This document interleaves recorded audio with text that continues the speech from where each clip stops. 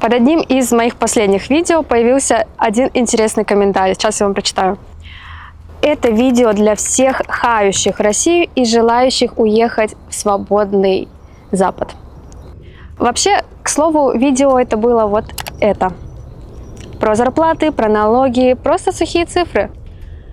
Не знаю, как вы, но мне кажется, я там вроде бы ничего не говорила про свободу и все в этом роде. Как вы считаете? Ну, давайте сходу расставим все точки над «и». Я никогда не говорила, что мои видео – это агитация. Это не реклама переезда и не антиреклама. Это просто взгляд на реальность. Я не говорю «срочно уезжайте». Ну и, конечно, не говорю «оставайтесь, где родились». Я рассказываю, как оно есть. Но в комментариях у нас часто работает странная, очень странная логика. Если говоришь про проблемы европейцев, значит ты их оправдываешь, а если просто сравниваешь цифры, ты чуть ли будешь не агент Госдепа.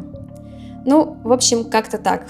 Возвращаемся. А вообще, спасибо за комментарий, потому что этот комментарий навел меня на интересную мысль. А что вообще это значит, словосочетание «свободный Запад»? Почему одних это вдохновляет, других раздражает? Почему каждый раз, когда мы говорим про Европу, обязательно кто-то всегда пишет: «Ну и где это ваша свобода?» Сегодня я хочу поговорить именно об этом, про свободу, про то, как ее понимают здесь, в Италии, и как ее ощущают в России.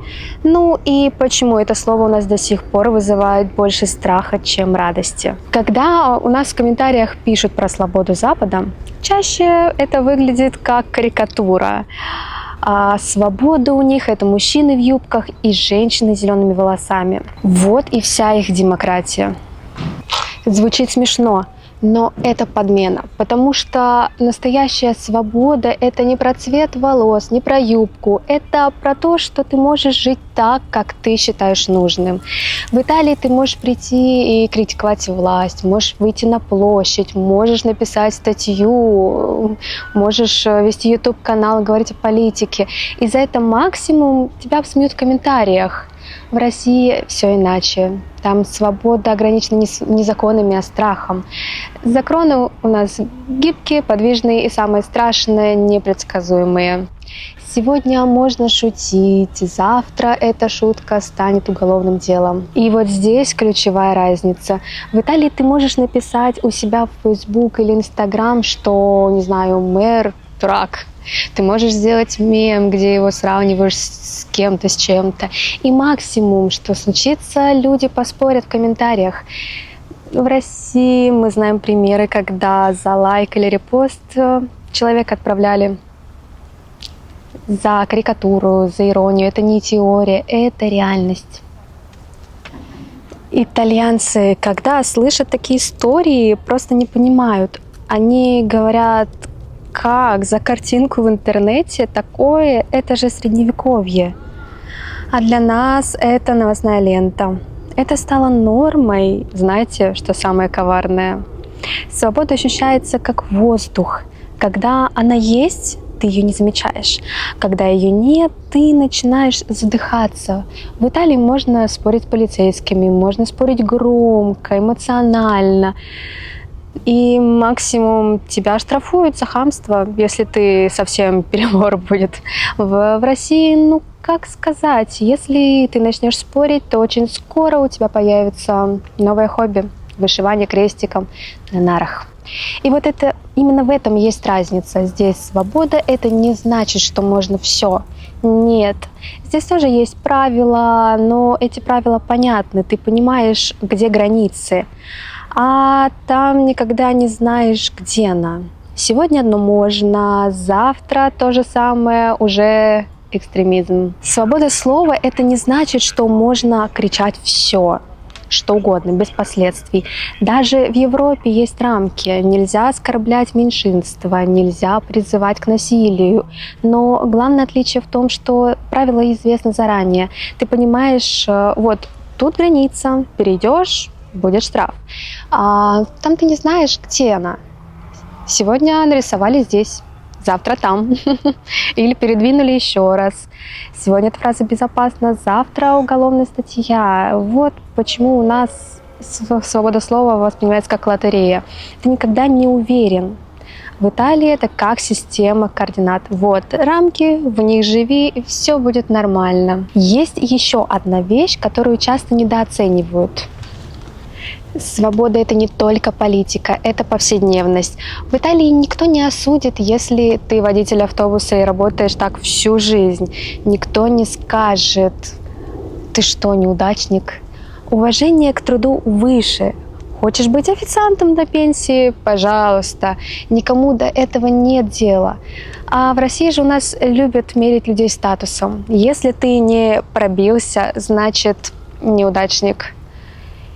Это тоже форма несвободы жить так, как хочешь. В Италии каждую неделю выходят сатирические шоу, где высмеивают политиков. Президента, премьера, министров, мэров, все становятся предметом шуток. Это часть культуры. В России представьте себе шоу, где каждый вечер смеются над Кремлем. И я думаю, это будет последний эфир этого шоу. Вот тут разница. Здесь власть понимает, что ее можно критиковать. Там любая шутка может стать уголовкой. Свобода действий тоже работает по-разному. В Италии ты можешь выйти на площадь, митинговать, перекрывать дороги. Иногда это раздражает. Бастуют водители, не вышли автобусы, не улетели самолеты. Но это часть системы, это право. В России митинг – это всегда риск, даже если он согласован, даже если ты просто стоишь с плакатом, иногда даже без плаката. И это самая большая разница. Там свобода протестовать, а здесь страх любого протеста. Да, в Италии тоже хватает хаоса, законы работают не идеально, бюрократия раздражает. Забастовки раздражают. Но для итальянцев это и есть свобода, возможность спорить, шуметь, возмущаться. Русский человек часто в этом хаосе теряется. Как так? Никто ни за что не отвечает. А итальянец, улыбаясь, скажет: «Benvenuto in Italia».